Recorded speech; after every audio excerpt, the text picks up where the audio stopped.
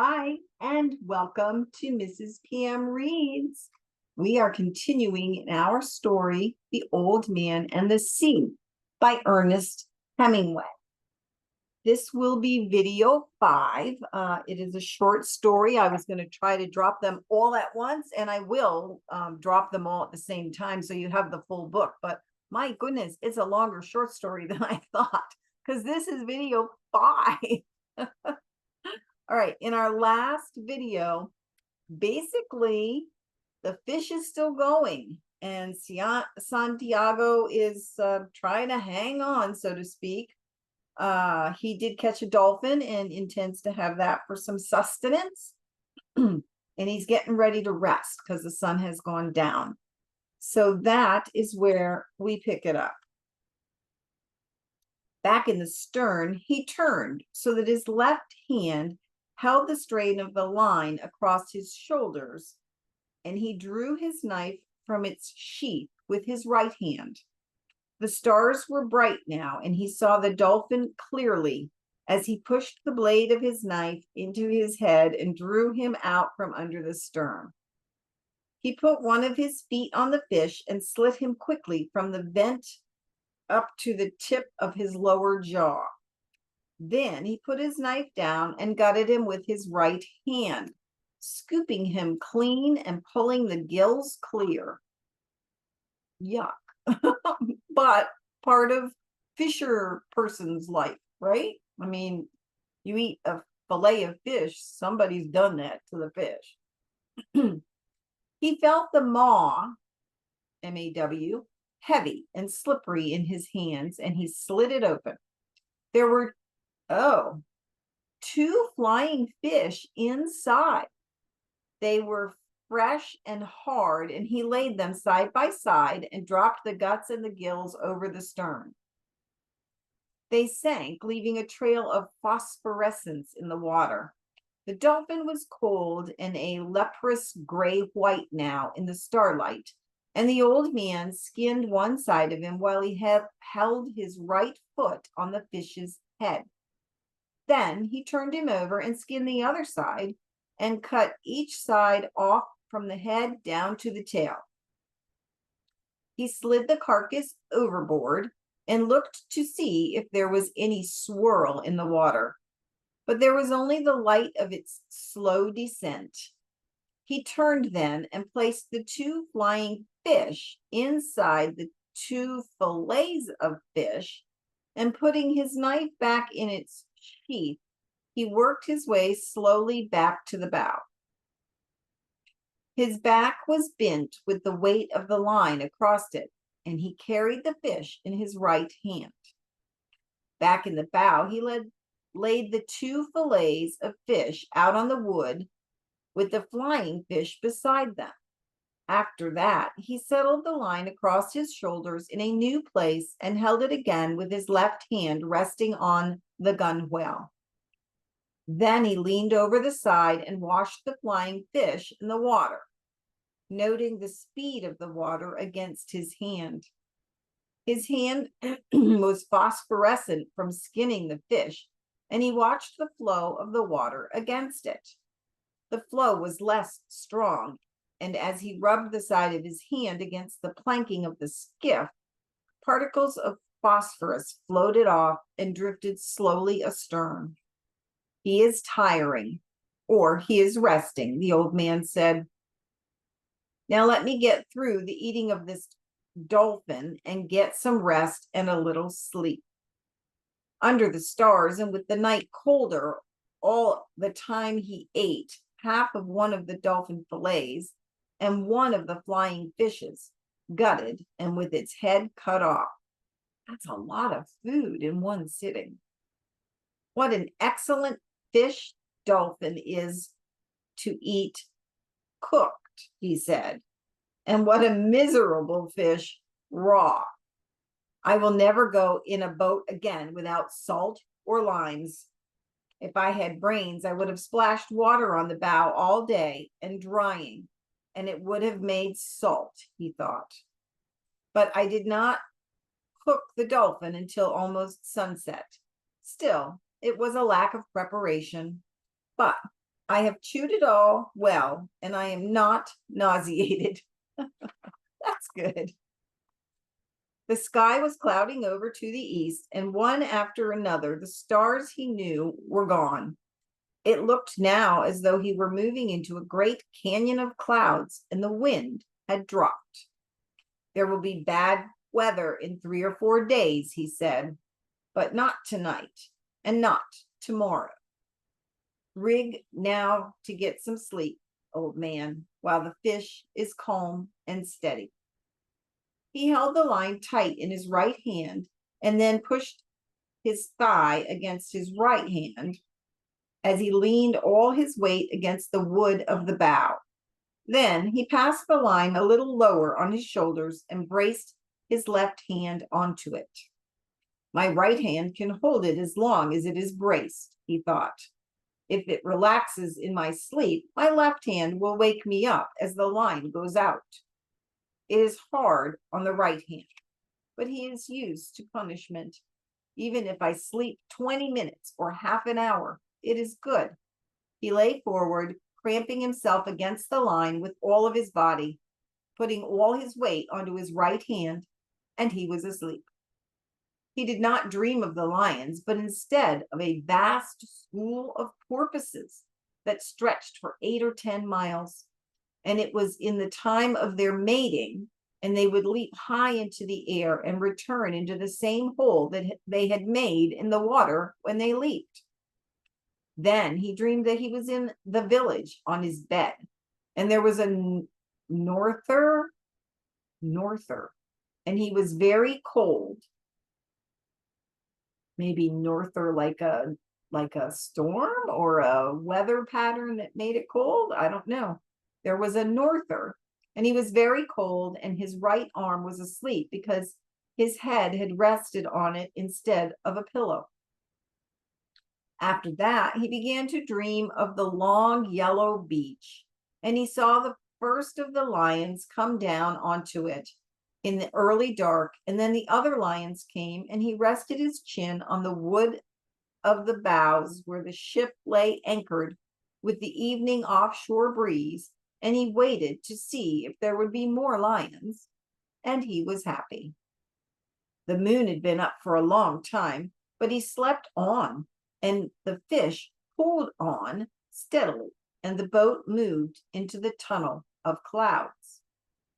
He woke with a jerk of his right fist coming up against his face, and the line burning out through his right hand.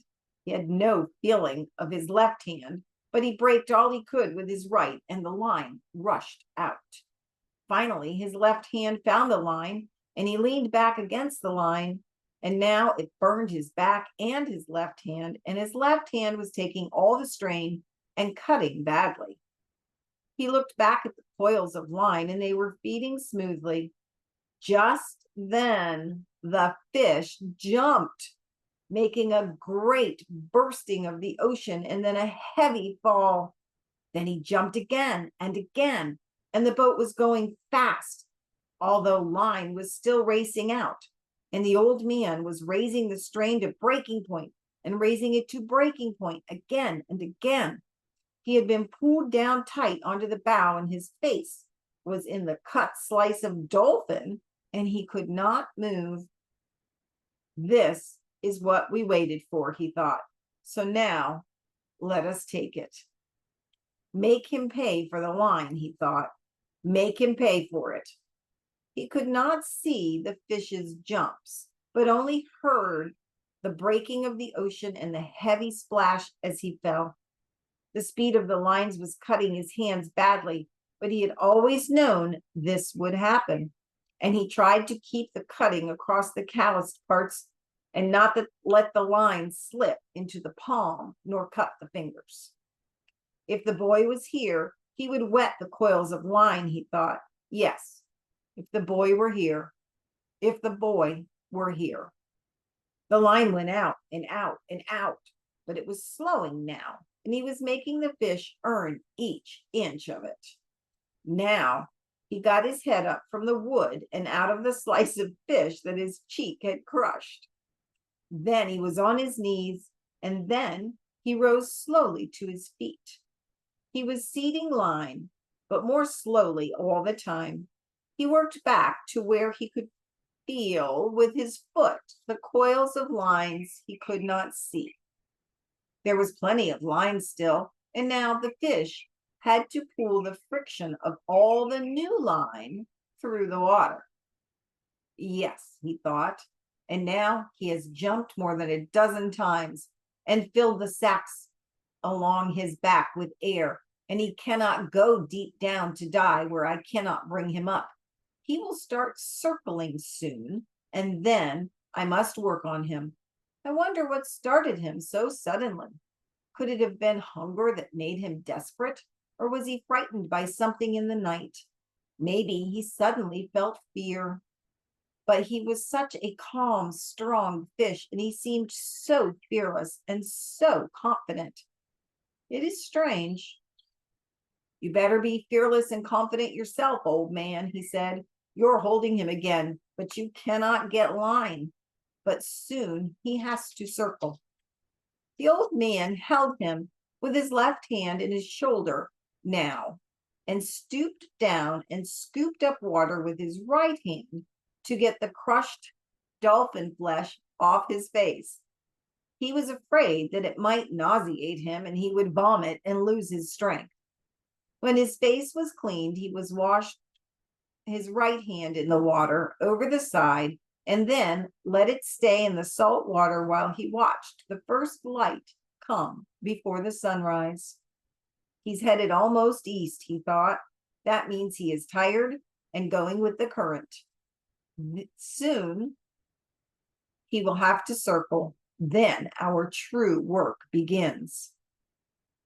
After he judged that his right hand had been in the water long enough, he took it out and looked at it. It is not bad, he said, and pain does not matter to a man. He took hold of the line carefully so that it did not fit into any of the fresh line cuts, and shifted his weight so that he could put his left hand into the sea on the other side of the skip. You did not do so badly for something worthless, he said to his left hand, but there was a moment when I could not find you. Why was I not born with two good hands, he thought. Perhaps it was my fault in not training that one properly, but God knows he has had enough chances to learn. He did not do so badly in the night, though, and he has only cramped once. If he cramps again, let the line cut him off. Wow, excuse me, I'm going to get a sip. 2 stories in a row gives me a scratchy throat. So we're going to cut off our hand because it's not behaving. Wow. Okay. When he thought that he knew he was not being clear-headed, and he thought he should chew some more of the dolphin, but I can't, he told himself. It is better to be lightheaded than to lose your strength from nausea. And I know I cannot keep it if I eat it, since my face was on it. I will keep it for an emergency until it goes bad, but it is too late to try for strength now through nourishment. You're stupid, he told himself. Eat the other flying fish. It was there, cleaned and ready, and he picked it up with his left hand and ate it, chewing the bones carefully and eating all of it down to the tail. It has more nourishment than almost any fish, he thought, at least the strength that I need. Now I have done what I can, he thought. Let him begin to circle and let the fight come. The sun was rising for the 3rd time since he had put to sea, and when the fish started to circle, he could not see by the slant of the line that the fish was circling. It was too early for that. He just felt a faint slackening of the pressure of the line, and he commenced to pull on it gently with his right hand. It tightened, as always, but just when he reached the point where it would break, line began to come in. He slipped his shoulder and head from under the line and began to pull in line steadily and gently. He used both of his hands in a swinging motion and tried to do the pulling as much as he could with his body and his legs.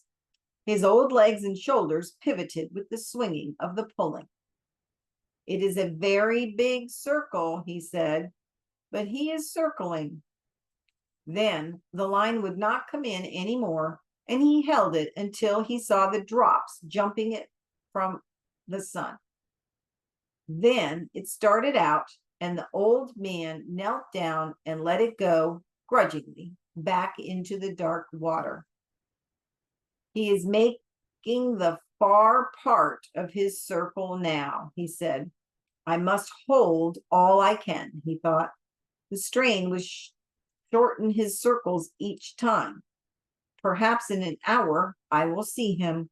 Now I must convince him, and then I must kill him." But the fish kept on circling slowly, and the old man was wet with sweat and tired deep into his bones 2 hours later.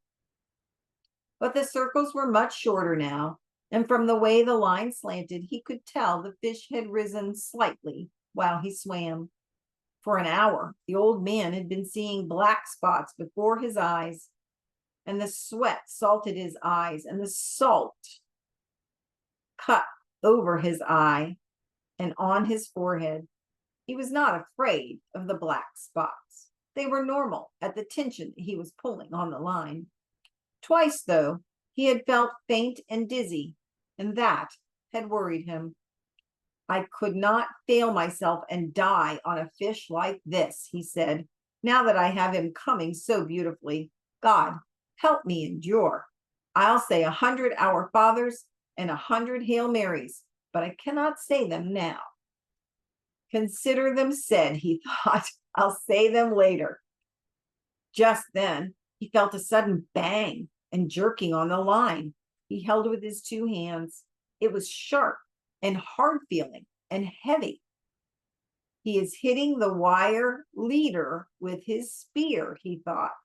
That was bound to come. He had to do that. It may make him jump, though, and I would rather he stayed circling now. The jumps were necessary for him to take air. But after that, each one can widen the opening of the hook wound, and he can throw the hook. Oh boy. "Don't jump, fish. Don't jump." The fish hit the wire several times, more, and each time he shook his head, and the old man gave up a little line. "I must hold his pain where it is," he thought. "Mine does not matter. I can control mine, but his pain could drive him mad." After a while, the fish stopped beating at the wire and started circling slowly. The old man was gaining line steadily now, but he felt faint again. He lifted some seawater to his left hand and put it on his head. Then he put more on and rubbed the back of his neck. "I have no cramps," he said. "He'll be up soon, and I can last. You have to last. Don't even speak of it." He kneeled against the bow and for a moment slipped the line over his back again. "I'll rest now while he goes out on the circle, and then stand up and work on him when he comes in," he decided. It was a great temptation to rest in the bow and let the fish make one circle by himself without recovering any line. But when the strain showed the fisherman he had turned to come toward the boat, the old man rose to his feet and started the pivoting and weaving, pulling that brought in all the line he gained. "I'm tireder than I have ever been," he thought, "and now the trade wind is rising. But that will be good to take him in with. I need that badly." "I'll rest on the next turn as he goes out," he said. "I feel much better. Then in 2 or 3 turns more, I will have him." His straw hat was far on the back of his head, and he sank down into the bow with the pull of the line as he felt the fish turn. "You work now, fish," he thought. "I'll take you at the turn." The sea had risen considerably, but it was a fair weather breeze, and he had to have it to get home. There's a whole different thought, right? I'll just steer south and west, he said. A man is never lost at sea as long as it is an island. It was on the third turn that he saw the fish first. He saw him first as a dark shadow that took so long to pass under the boat that he could not believe its length. No, he said, he can't be that big. But he was that big, and at the end of this circle, he came to the surface only 30 yards away, and the man saw his tail out of the water. It was higher than a big scythe blade, and a very pale lavender above the dark blue water. It raked back, and as the fish swam just below the surface, the old man could see his huge bulk and the purple stripes that banded him. His dorsal fin was down, and his huge pectorals were spread wide. On this circle, the man could see the fish's eye and the two gray suckling fish that swam around him. Sometimes they attached themselves to him. Sometimes they darted off. Sometimes they would swim easily in his shadow. They were each over 3 feet long, and when they swam fast, they lashed their whole bodies like eels. The old man was sweating now, but from something else besides the sun. On each calm, placid turn the fish made, he was gaining line, and he was sure that in 2 turns more he would have a chance to get the harpoon in. But I must get him close, close, close, he thought. I mustn't try for the head. I must get the heart. Be calm and strong, old man, he said.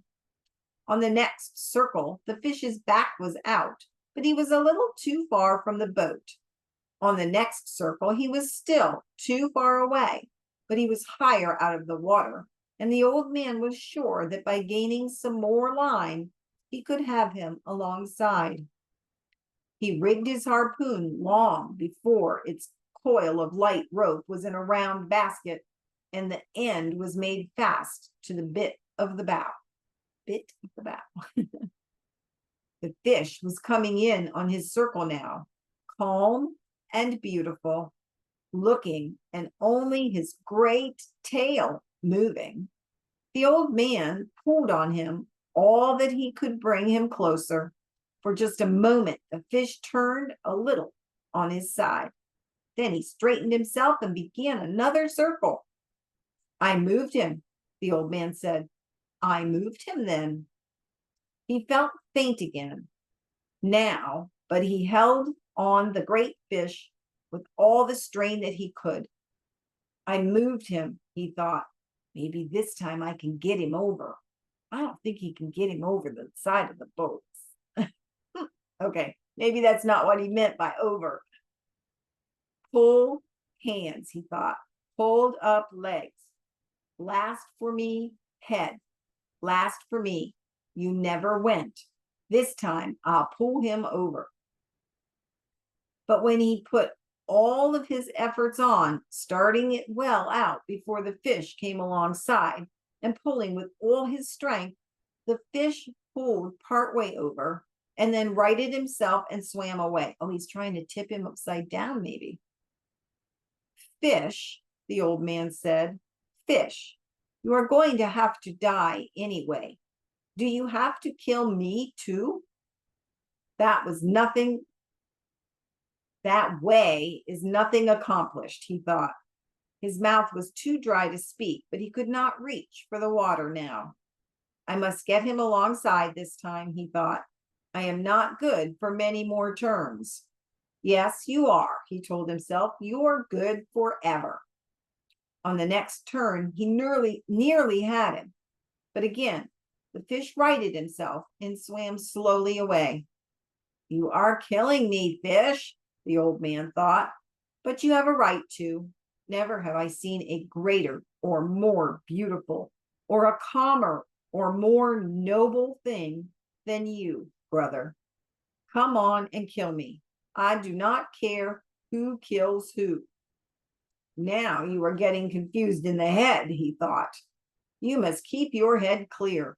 Keep your head clear and know how to suffer like a man or a fish, he thought. Clear up, head, he said in a voice he could hardly hear. Clear up. Twice more it was the same on the turns. I don't know, the old man thought. He had been on point of feeling himself to go each time.